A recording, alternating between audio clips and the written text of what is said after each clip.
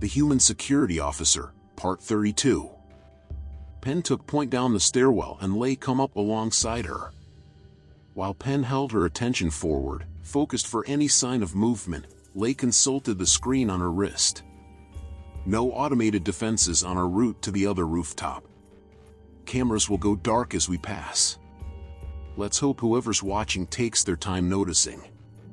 She tapped Pen's shoulder and the group started to move. They were in perfect sync with each other, a well-oiled machine. Cerberus's movements were smooth and deliberate.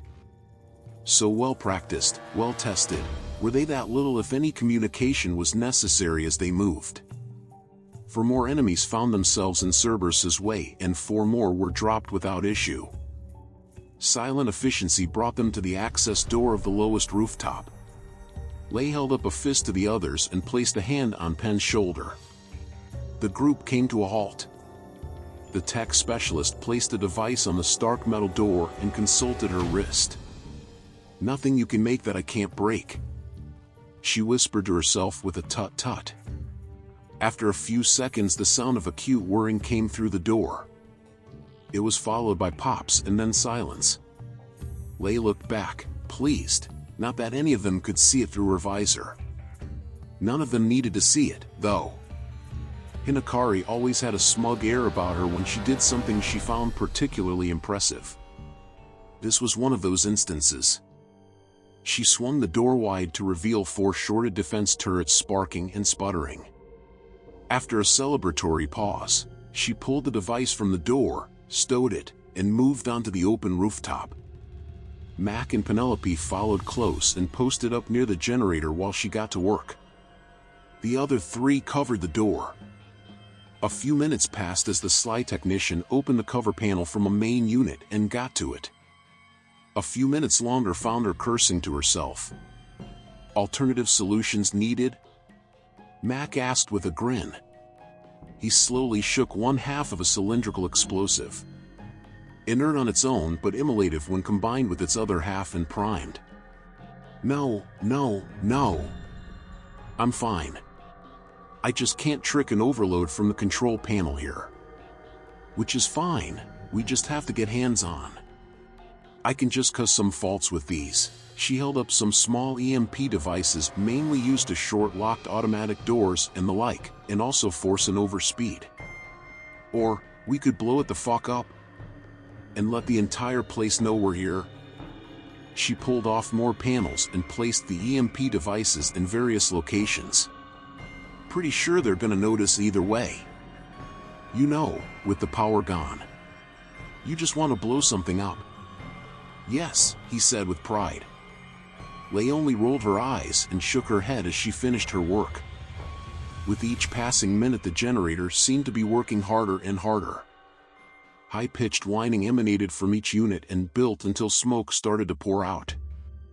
This all built until the strain was too much. Cerberus had moved back into the building but watched from the doorway. Like a domino of light and sound, each unit popped and shorted with a violent frying sound. Darkness.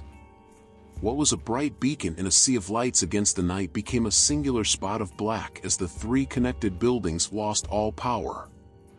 Slowly, emergency lights kicked on as backup generators engaged. Still, red emergency lights were a far cry from the building's previous state. The captain spoke. "Nice work. Now for the backups.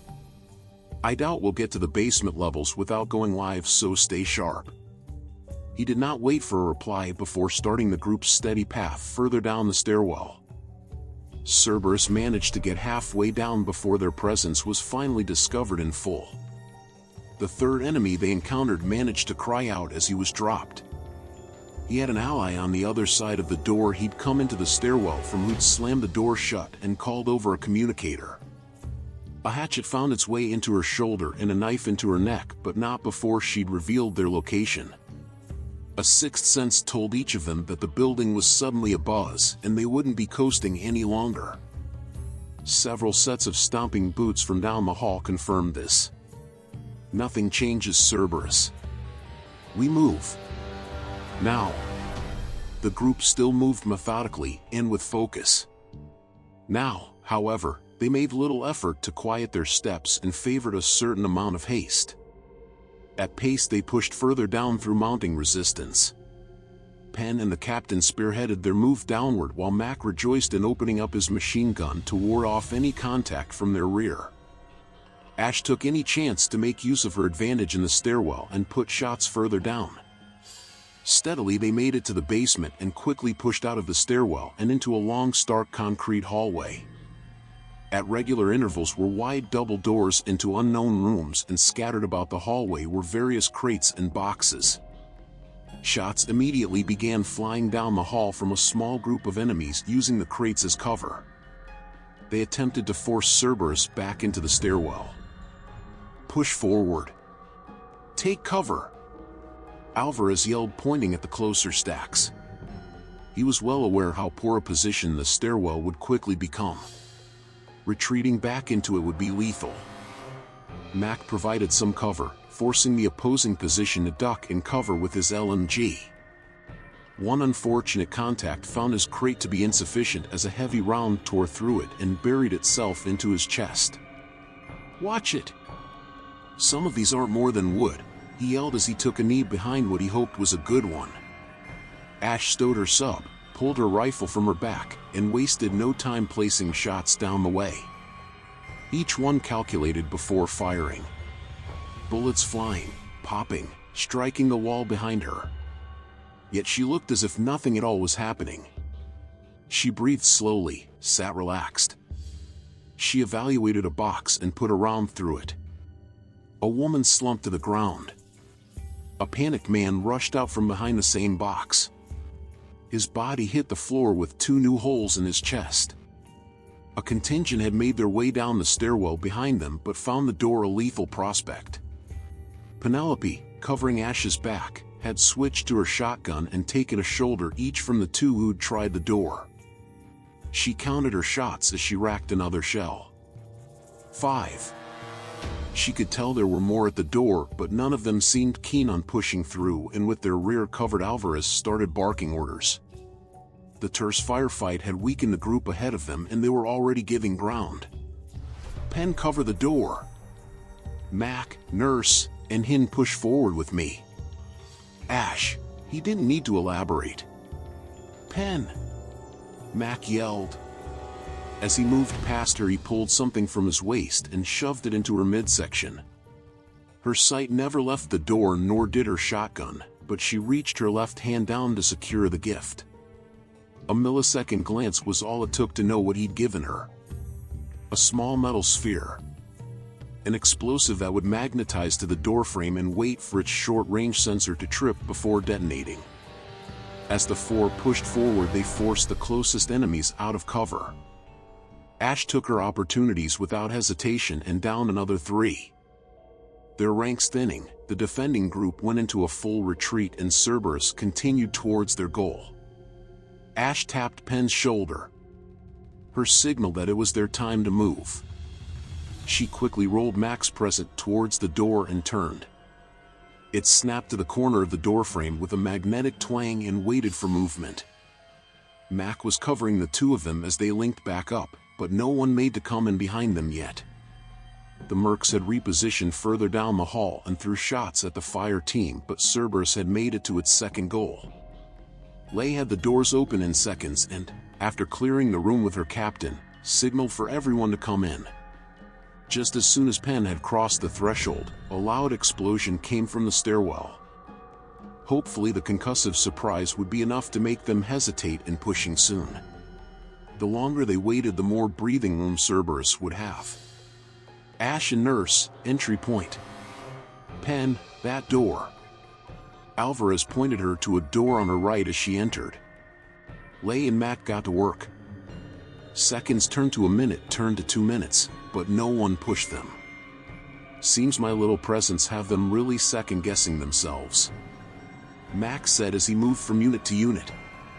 More than likely the main force has started the assault and they're taking the heat off of us, Alvarez said. A tad early but not unwelcome, Lay commented.